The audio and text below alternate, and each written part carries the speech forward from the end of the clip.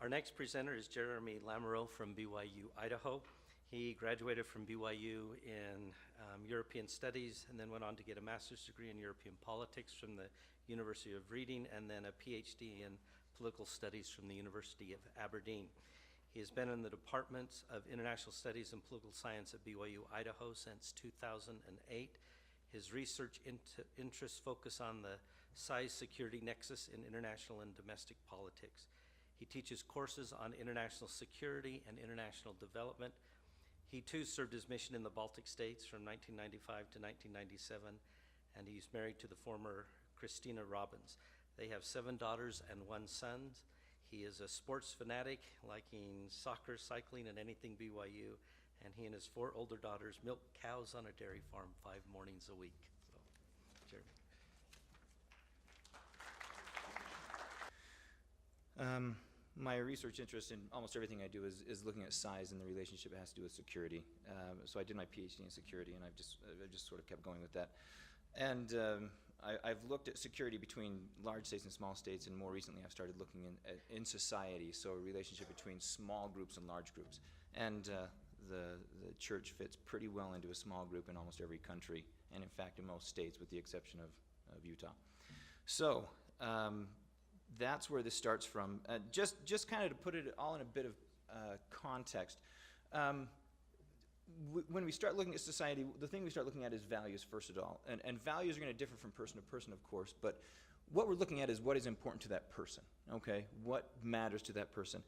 And then when a person takes the collective interests that they have, what matters to them, that sort of becomes their identity. When you have a bunch of people with a common identity, that becomes society, okay?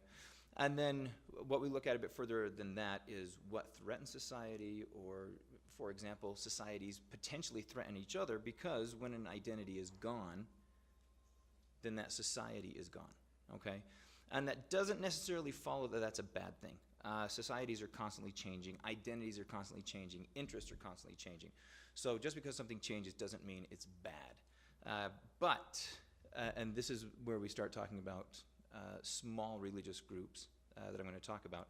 In their case, identity matters a great deal because since they are generally a minority within a specific state or in a given society, if they lose their identity, then in many cases they lose who they are.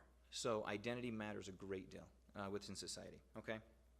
And so when you look at security, we start looking at what can you do to preserve identity and prevent identity, or if, and ironically then, one of the problems in preserving identity is oftentimes you end up threatening other identities by preserving your own identity. So that's sort of the context that we're looking at here.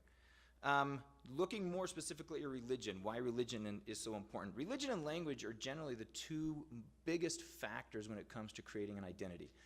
And that is because religion, even for societies right now that are non-religious societies, that is where, for the most part, they got their history from.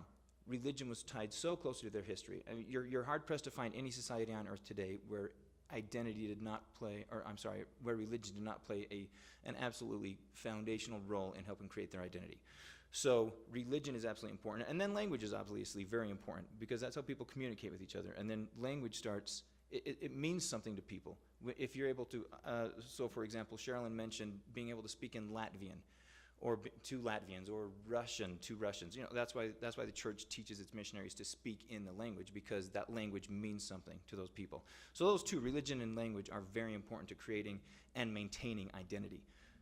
That becomes important, of course, because for a minority religion like the church, what we're doing is essentially threatening people's identity. And we've got to figure out a way to do that without alienating them. We've got to get them to try to slightly shift their identity. And that, as all of you are well aware, becomes a big challenge, but an exciting challenge. So when you look at what threatens society, what threatens identity, and you look at that within the context of a specific state, there are 3 models that we look at as far as what steps the state takes to secure its own identity vis-a-vis specific religions. So one thing they do is states will make a clear separation between church and state. so that religion, although maybe an important part of the identity, does not become an official part of the identity. So, for example, the United States has done that. Clear separation between church and state. Still, the United States is very religious, but it is not, it hasn't been institutionalized, okay? The next one is a pluralist system. Latvia is a pluralist system. And that means there are any number of official religions. There's not one official religion. That's the dominant religion model that I'm going to talk about next. But any religion can, if it meets certain criteria, become an official religion, okay? What this does then is more often than not, those religions that become official religions are closely tied with the identity in the country. Linguistically, religiously, ethnically, that sort of thing. So they set usually very stringent criteria for which religions can become official. New religions can become official in many cases, but they have to jump through a bunch of hoops and cut through a bunch of red tape. Latvia is a pluralist system. Estonia and Lithuania are dominant religion systems where you have one religion that it sort of takes precedence over all others. And that's usually written into law. So, for example, in the Constitution in Estonia, the Lutheran Church is the official church. Other religions can get official status, but the Lutheran Church is still considered the state church. In Lithuania, it's the Catholic Church. What it means to be an official church, let me just talk about that quickly. Those religions that can manage being official churches, and this is relevant not just to the Baltic states, but across the globe. Those religions that can manage if they can manage getting official status, that usually allows them to be able to tap into the public purse for certain things, so they get tax money. It means they can have a say in what is taught in the school curriculum, and in fact, they can actually teach about the religion in the school curriculum. It means that they have a more direct link with political parties, and you'll notice in a lot of countries there are several political parties that are directly connected with specific religions. So it gives them much more of a say in policy making, even in economic policy, and it gives them a lot more say also in things like creating society. So this is, again, we're sort of narrowing down here. This is the religion securitization relationship. So if we look at size, though, talking about, again, going back to my interest, and that's in size, the relationships between sizes. Large religions, obviously, it's in their interest to strengthen and support their own role in society, because that gives them a say in policy making. It gives them a say in what goes on in society. So oftentimes you'll see that they're supporting and are encouraging official favoritism, encouraging their role in the government. They'll often cooperate with other official groups, and not always, but in many cases they will try to marginalize small groups, either through the media or through official policy. So that's generally what large religions do to make their own identity secure and to secure their position in maintaining society's identity as a whole. Small religions then have a real challenge, because on the one hand they don't want to appear too threatening, but on the other hand they still want to, in many cases, they want to grow their own religion, or at least have a say in what goes on regarding them. Oftentimes, though, so these are the four sort of options that small religions have to them. In many cases, you just find that they hunker down. They just try to get ignored, and they try to, well, they'd like to be allowed to practice the way they want to practice without too much pressure from the top.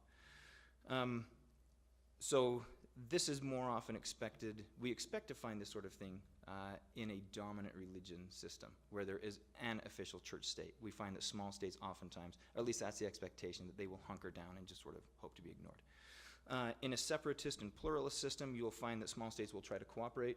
In a sense, they're sort of jumping on the bandwagon of another religious group or a religious organization, because if they can get an official ally that is an official church, well, they don't directly benefit, but they can make sure that their interests are at least taken care of in policy making. And in some cases, it proves much more difficult, but in some cases, minority religions are able to get official status. Again, there are some religions that have managed to do that, but most of them just kind of, they either look for cooperation or they just tend to hunker down. And then the last one, on rare occasions, very rare occasions, you find that some religious groups get autonomy. More often than not, that's religious groups that are very closely associated with ethnic groups. So, for example, the Jewish community in Estonia between World War I and World War II had autonomy. So they had religious autonomy. They also had linguistic autonomy, educational autonomy, and even political autonomy. So they were part of Estonia, but they pretty much ran their own lives, and Estonia left them alone. Okay, so these are the models we're looking at. And what I wanted to do then is I wanted to see where 4 specific small religions fit 4 religions in the Baltic states. So I looked at the Jewish community in the Baltic states. I looked at the Muslim community in the Baltic states, the Hare Krishna community in the Baltic states, and then the Mormons in the Baltic states. Just comparing, looking through these models to see if they fit in these models. Are they hunkering down? Are they trying to cooperate? Are they trying to get official status? And are they viewed as a threat to larger society? Are they actually viewed as a threat? So my methods were, I did a bunch of interviews. In fact, this was just a month ago. I went over to the Baltic states and interviewed representatives from each of these groups, with one exception, and that was the mufti in Estonia. Our schedules did not coincide, so unfortunately I wasn't able to talk to him, but I was able to talk to representatives from all of the rest of them in all the Baltic states. And I asked them a series of questions focused all on whether or not they see themselves as a threat, or whether they see themselves threatened by society as a whole, whether they feel like they fit into society. Because oftentimes when people change, I mentioned this at the beginning, when people change a religion, oftentimes people see that as losing their identity. So for example, in Lithuania, does it mean, if you want to be Lithuanian, does it mean that you have to be Catholic? In Estonia, to be Estonian, does it mean you have to be Lutheran? You know, in Russia, if you want to be Russian, does it mean you have to be Orthodox? So I'd ask them those questions as well. And then also I'm in the process of conducting a survey online where I'm just surveying society as a whole and I'm asking them to what extent they view these small religions as threatening to identity. And I've gotten some responses back yet, but I'm still waiting on the rest of them, so that's incomplete. So, talking about the Jews. The Jews have official status in all 3 states, even though they're a very small minority. Not even totaling 1% in any of the countries. Very small, but they all have official status because they've all been there for years and years, centuries in most cases. So they have official status, and yet as small religions, even if they have official status, I was curious, what do they do? How do they use that official status? Interestingly, in Lithuania and Latvia, they're quite active in trying to push policy making. They're quite active in trying to determine the direction society takes. Not in Estonia. Estonia, they kind of keep to themselves. So there's kind of a disparity there, and they don't quite fit into the model of what we expect. The Muslims have official status in Lithuania, but not Estonia and Latvia. And that's because Muslims have been in Lithuania for I think 5 or 6 centuries. Lithuania at one point was one of the bigger kingdoms in Eastern Europe, and they invited Tatars from the Crimea area to come up and fight in some of their battles, and then they stayed there. And so they've had a Muslim community in Lithuania for 500 or 600 years, and so they have official status. Not in the other 2. What you find, though, is in Lithuania, they actually cooperate pretty extensively with other official religions. And in fact, in Lithuania, both the representative from the Muslim community and the representative from the Jewish community, they both mentioned that they're one of the few countries in the world where those 2 groups actually cooperate on things. And I thought, well, that's impressive. But other than that, other than some limited cooperation, in all 3 Baltic states, they really just sort of hunker down and try to avoid the public eye. The Hare Krishna organization, not official in any of them. They have some pretty extensive cooperation in Lithuania. Actually, when Lithuania was moving towards independence in 1991, and even as far back as 1989, when they started pushing in that direction, the Hare Krishna movement actually was one of the forerunners in pushing for independence. So there's been some fairly extensive cooperation there with other religions. For example, they've cooperated on several issues with the Catholics, which is, I mean, if you can get the Catholics on your side in Lithuania, you're doing well. You're doing really well.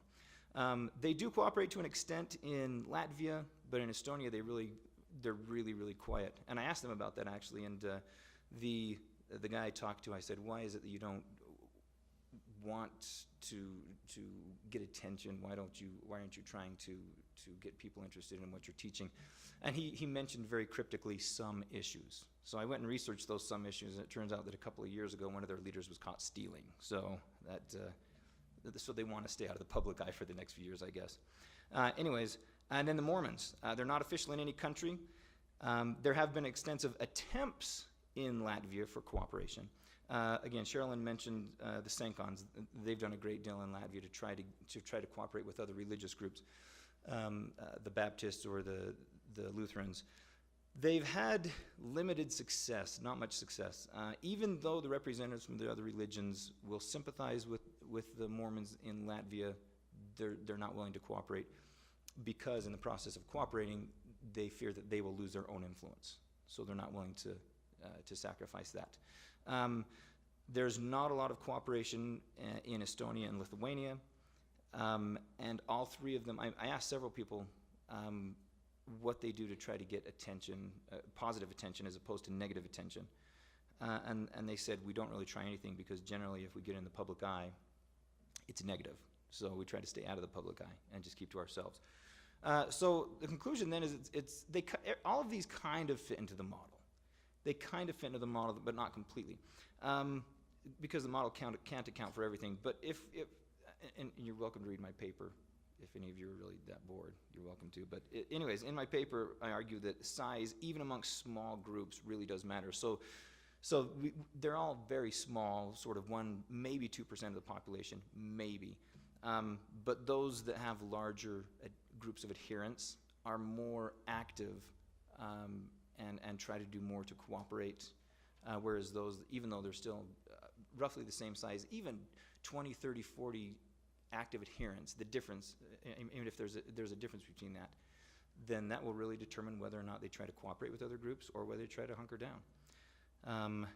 And what we find is that there's a lot more hunkering down than cooperating for a lot of these groups because it feels safer for them, and in that way they can protect their own society without being too much of a threat to the other society. Thank you.